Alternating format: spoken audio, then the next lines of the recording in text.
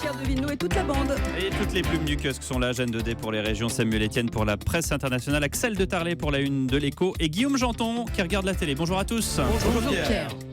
Et on commence par vos quotidiens nationaux avec tout d'abord la une de Libé qui ne manquera pas d'interpeller Marine Le Pen qui se retrouve à partager cette première page intitulée 2015 année choc avec deux actualités totalement effroyables, les attentats de Charlie et la mort du petit Taylan devenu icône dans la tragédie des migrants. Découpée en trois dans le sens de la largeur, la une semble mettre d'une certaine façon sur un pied d'égalité la montée du Front National avec les attentats et la mort d'un enfant de 3 ans, alors que, comme des millions d'autres, il fuit un pays en guerre. Il faut ensuite dérouler les 24 pages spéciales consacrées à ces chocs pour voir que Kev Adams, Volkswagen ou la FIFA coexistent pêle-mêle tous ensemble dans ces chocs de 2015. Politique du verre à moitié vide aussi pour l'UMA après 2015. Tout est à réinventer. Revers de la médaille, le Parisien aujourd'hui en France se veut optimiste avec les bonnes nouvelles de l'année 2015. Cela dit, c'est bien un homme en armes, un jeune légionnaire en treillis qui fait la une. Il nous protège comme tant d'autres pour le réveillon du Nouvel An, notamment sur les Champs-Élysées. Enfin, dans l'international New York Times, Cosby inculpé d'agression sexuelle. On aura l'occasion, bien sûr, d'y revenir dans nos journaux. À la une des régions, Jeanne Daudet, qu'avez-vous retenu ? Alors, la Dépêche du Midi nous invite à faire la fête malgré tout, malgré les attentats, malgré la menace. Oui, il faut fêter 2016. Sachons chaque jour savourer le bonheur, indique le sociologue Frédéric Lenoir. La région est morte. Vive la région, s'exclame le courrier Picard.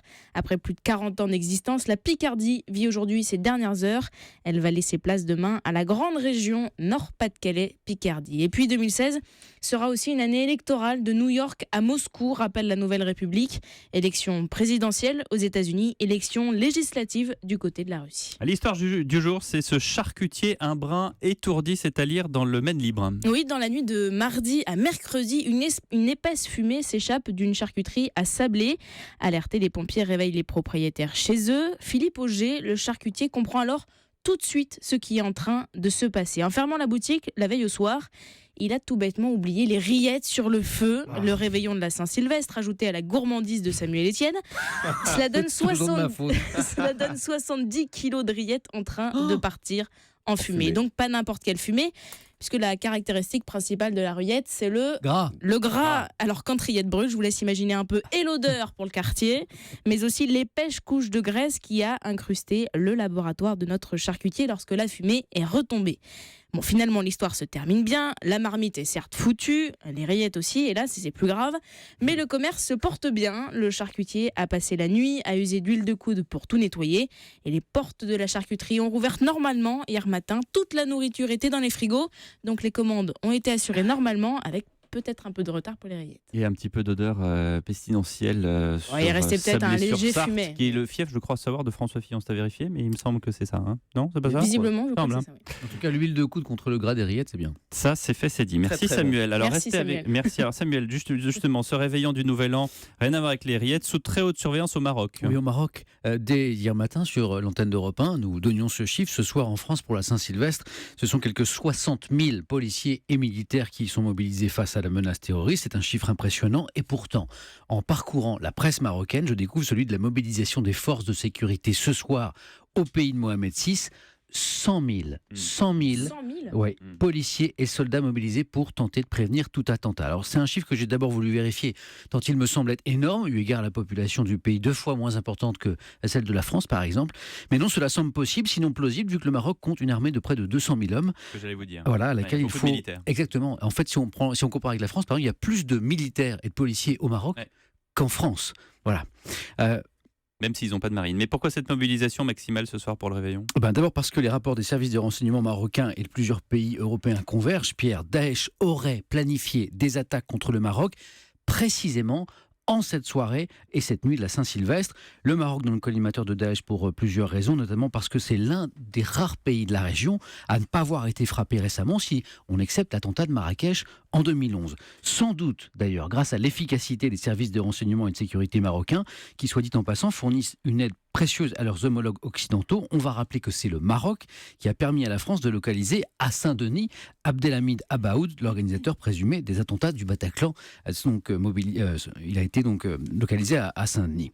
Des services de renseignement et de sécurité marocains qui redoutent donc des actions terroristes en cette soirée du réveillon pour frapper un pays qui jusque-là a échappé aux frappes de Daesh, tenter ainsi d'en faire fuir les touristes, l'un des piliers, on le sait, de l'économie du royaume. Samuel Etienne, merci. Et à la une de l'Écho, mais aussi des Échos, Axel de Tarlé, cette année 2015 a été terrible à tout point de vue. La grande gagnante dans tout ça, c'est la bourse. La Bourse de Paris qui a gagné cette année, personne n'en parle, 10%. Voilà. Alors tiens, je vais vous faire Attendez, travailler. on dirait Jean-Pierre Gaillard sur France. Je vais vous faire. Eh ben voilà. La Bourse de Paris, le CAC 40 est en augmentation de moins 1. Les valeurs de notre première liste, accord, inchangé. Tu vois, tu le fais bien. Je le fais bien. Hein.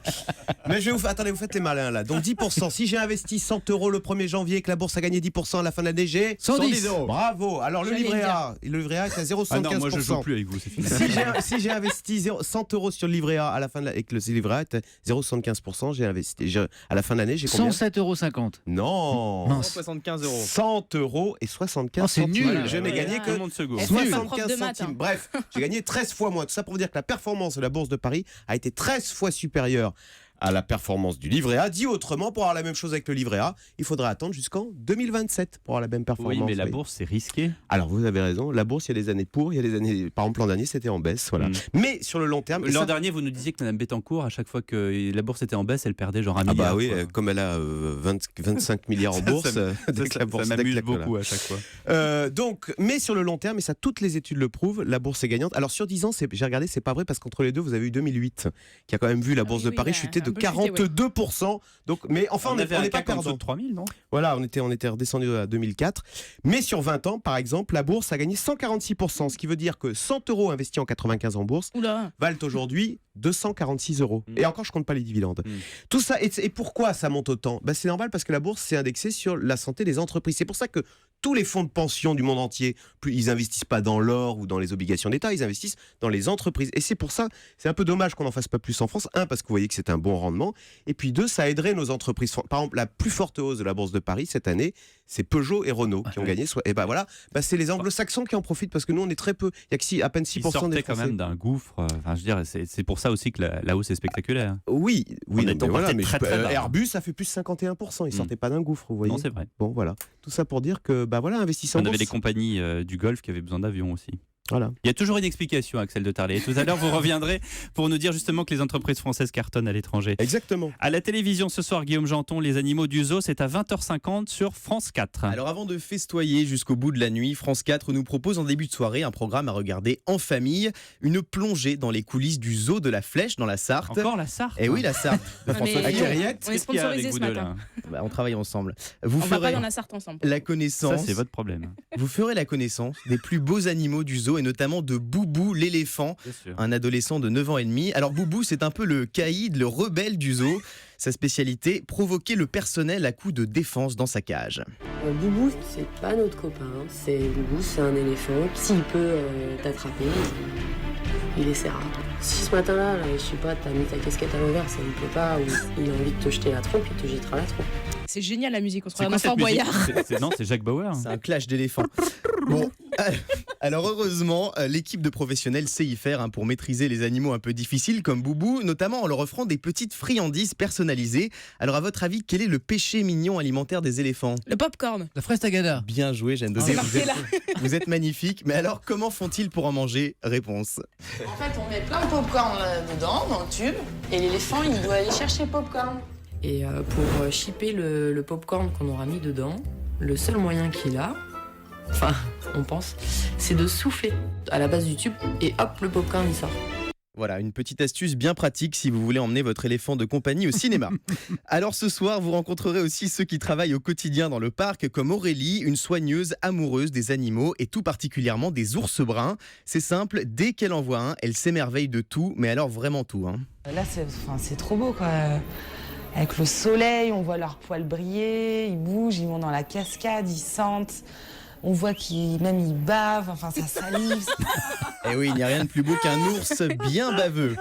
Alors il faut regarder Les Animaux du Zoo ce soir sur France 4 pour sa narration originale, un peu façon série-réalité, ce qui donne de la modernité au programme. Et puis parce qu'on ne se lasse jamais des émissions sur nos amis les bêtes. Les Animaux du Zoo, c'est ce soir sur France 4, une émission avec une vraie patte qui vous fera rugir de plaisir. Magnifique. Excellent. Vous savez quoi ? Rideau sur le cœur.